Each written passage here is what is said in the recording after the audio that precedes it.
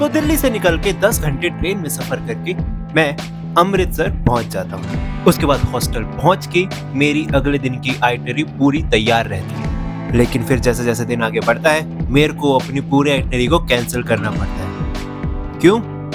Let's find out in this video. Hi everyone, welcome back. Gaurav this side and अभी मैं हूँ यहाँ पे मेरे हॉस्टल में, ये 6 बेड डॉर्मेट्री में, हॉस्टलर चेन के हॉस्टल में अमृतसर के। अभी नया खुला है यहाँ पे, सो दैट इज़ वाई अभी सब कुछ एकदम नया नया लग रहा है यहाँ पे। जो मैं कल बोलने भूल गया था ये कि कल वहाँ से रेलवे स्टेशन से आते डायरेक्टली मैं हॉस्टल आ गया था। हॉस्टल से पहले मेरा प्लान था कि मैं यहाँ से सीधा अमृत वेले के टाइम पे गोल्डन टेम्पल जाऊँगा, लेकिन ट्रेन जो 10 बजे आनी थी वो यहाँ पे 3 बजे पहुँचती है और 3-3:30 बजे। हालांकि अमृत वेले का टाइम था, लेकिन मेरे को एटलीस्ट 2 बजे से जाना था, क्योंकि 2 बजे वो रहता है कि पालकी लाने से पहले कच्ची लस्सी से पूरा वहाँ पे जो आस पास में पूरा धोते हैं, तो मेरे को पूरा वो विटनेस करना है, not just like one part of it, everything. तो इसीलिए आज सुबह तो हो नहीं पाया, लेकिन इससे मैं कहाँ रुकने वाला था। अपनी वियर्ड सी टोपी पहन के निकल जाता हूँ मैं दूसरी एक्टिविटी को फॉलो करने के लिए, that is to go to Jallianwala Bagh. और जब गोल्डन टेम्पल को वहां पे खड़े होकर मैंने दूर से देखा, तब थोड़ा सा फील हुआ शायद से मेरे को वहां जाने के लिए थोड़ा वेट करना होगा। पता नहीं क्यों, बस फील आ रहा था। तो फिर इस चीज को दिमाग में रखते हुए मैं सीधा जलियांवाला बाग पहुंच जाता हूँ। और वहां पहुंचते ही मैं एक चीज सबसे पहले नोटिस करता हूँ कि ये पूरी जगह कितनी बदल चुकी है। और जैसे जैसे मैं चेहरे देख के आगे जा रहा था ना, मुझे उस समय तो रियलाइज नहीं हुआ, लेकिन वहीं से ही शुरुआत होती है मेरे सभी प्लान्स की चेंज होने की। जब आप यहाँ पे बूढ़ों से बच्चे तक के चेहरे देख के अंदर जाते हो ना, तो वो उस खौफनाक समय की याद दिलाना शुरू कर देता है। 13 अप्रैल सन 1919 जलियांवाला बाग में जब सभी लोग बैसाखी के दिन इकट्ठा हुए थे to protest against the arrest of doctor Satyapal Singh and doctor Kitchlew, तभी under the command of colonel Dyer British troops पूरे जलियांवाला बाग को घेर लेते हैं and to stop this protest बिना किसी वार्निंग के वो सभी लोगों पर जो वहाँ पे होते हैं फायरिंग करना शुरू कर देते हैं। सो अभी फ़िलहाल यहाँ पे जो थिएटर था वहाँ से आए हैं, एंड सच बोलूँ तो मेन बात बोलूँ, अभी यहाँ पे जो थिएटर था वहाँ पे छोटा सा एक जो शॉर्ट फिल्म थी वो देखने का जो मेरे को फील हो रहा है कि इन लोगों का जो कंट्रीब्यूशन रहा है, यू नो, इन अ वे कि दैट नेशनलिज्म जगाने में, पैट्रियटिज्म जगाने में लोगों के अंदर, वो कभी कभार ओवरलुक हो जाता है। यहाँ पे जो बलिदान दिया है, यू नो, शहीद हुए हैं यहाँ पे लोग, यहाँ पे जितने भी बैसाखी बनाने के लिए आए थे सारे, और उनको जो बेरहमी से मार दिया गया था ब्रिटिशर्स ने। I just feel so sad sometimes. लेकिन यहाँ पे आके भी ना, you will feel that silence. I don't know, मेरे दिमाग में सिर्फ वो साइलेंस ही चल रहा है। भले यहाँ पे इतने सारे लोग हैं अभी, बट मेरे दिमाग में सिर्फ और सिर्फ वो साइलेंस चल रहा है। अब अगर आप पूछोगे कि कैसा साइलेंस, तो you will understand once you reach this destination. और यहाँ पे पहुँचते ही यहाँ की ज़मीन पे जब कदम रखोगे, जब आप यहाँ के कुओं से लेकर दीवारों को देखोगे और ये चीज़ें अपनी कहानियाँ खुद बताना शुरू करेंगी ना, तब आपका दिमाग अपने आप ही उस स्टेट ऑफ साइलेंस में पहुँच जाएगा।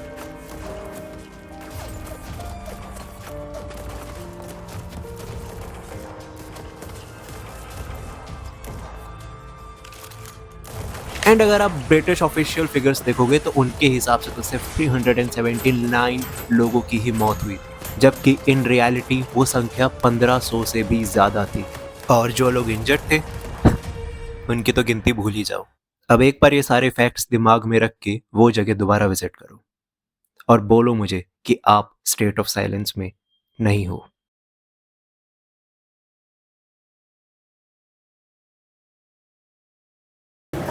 अभी मैं ये सब देख रहा था यहाँ पे थिएटर वगैरह में, मूवीज़ जो इन लोगों ने शॉर्ट फिल्म चला रखी है, और यहाँ पे जितना भी इन लोगों ने डॉक्यूमेंटेशन कर रखा है, बाय द वे काफ़ी अच्छा कर रखा है लोगों ने डॉक्यूमेंटेशन। लेकिन वो सब करते हुए एक जो चीज़ मैंने यहाँ पे नोटिस करी है अभी, मेरे को रियलाइज़ हुआ, क्योंकि जब मैंने वो मूवी देखी थी, वो कौन सी थी, विक्की कौशल की, सरदार उधम सिंह, उसको देखने के बाद ही मेरे को यहाँ पे ये रियलाइज़ हुआ था दैट इन लोगों ने, ब्रिटिशर्स ने अभी तक ये जो मैसेकर हुआ था, जलियांवाला बाग का मैसेकर, अभी तक इसके लिए इन लोगों ने माफ़ी नहीं मांगी है। I know some people can make that argument कि it's been a very very very long time and we can just let it go, but I think it's not that one thing कि जिसको we can let it go.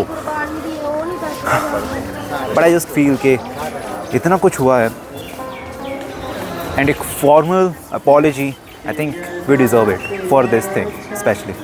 But still, this is one of those places जहाँ पे आप आने के बाद शायद तो थोड़ा डाउन फील करो, अगर आप ऐसे पूरा ऐसे देखते हुए जा रहे हो, पढ़ते हुए जा रहे हो, दिमाग में सब आपके अगर चल रहा है तो इस सिर्फ उसी वजह से. बाकी या let's go to Attari Wagah border now. तो अब तक मैं इतना तो समझ गया था कि ये जगह ना मुझे कुछ मैसेज तो देना चाह रही है, but I was just not sure कि वो क्या है. So I just move on to follow my next activity, that is to witness Attari Wagah border retreat. पहुंचने के लिए हद देरी हो गई है. हद देरी क्यों हुई है? शेयरिंग कर रहा था जस्ट बिकॉज इसीलिए, और टॉले का ही कह रहा है भाई शेयरिंग करोगे तो थोड़ा बहुत होगा. आइडिया होना नहीं चाहिए बट हो रहा है. एक और मुसीबत चालू हो रखी है, बट कोई नहीं, जैसा भी आएगा व्यू आएगा. देखते हो यहाँ पे लाहौर 23 किलोमीटर दूर दिख रहा होगा. साउंड कर रहे हैं ना एकदम टिपिकल, आई नो.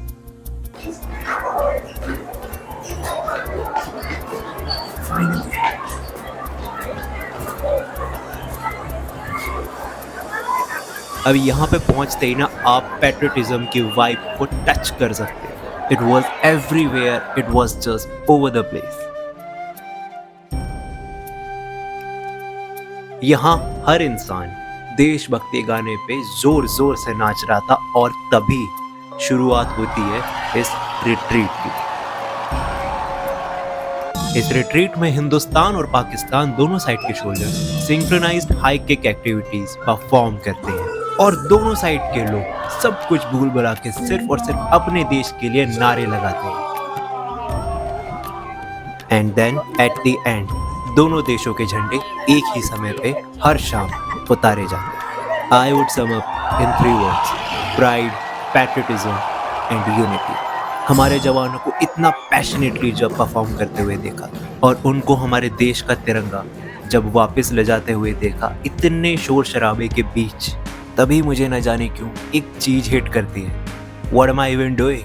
मैं सिर्फ वीक में समय निकाल के जगहों पे जा रहा हूँ, फोटोज क्लिक करवा रहा हूँ, उनके बारे में थोड़ी सी बात कर रहा हूँ, और नॉर्मल अपने एक्सपीरियंसेस शेयर कर रहा हूँ. This is good, but that's it. जब मैंने अपना चैनल शुरू करा था तब मेरा पर्पस कंप्लीटली डिफरेंट था. My aim was to rediscover the fun in travelling. What have happened to that promise? क्यों ऐसा होता है कि किसी भी जगह जाने से पहले मैं बहुत एक्साइटेड रहता हूँ, और वहाँ पहुँच के बिल्कुल ही डाउन हो जाता हूँ. जितनी एक्साइटमेंट मेरे को कम्यूट के समय रहती है, वहाँ पहुँच के वो जगह सिर्फ मेरे लिए एक डेस्टिनेशन बन के रह जाती है. आई जस्ट न्यू इट कि मैं एक सबसे इम्पॉर्टेंट पार्ट मिस कर रहा हूँ ट्रैवलिंग, सबसे important. But I just couldn't realise कि what exactly is that, what am I missing.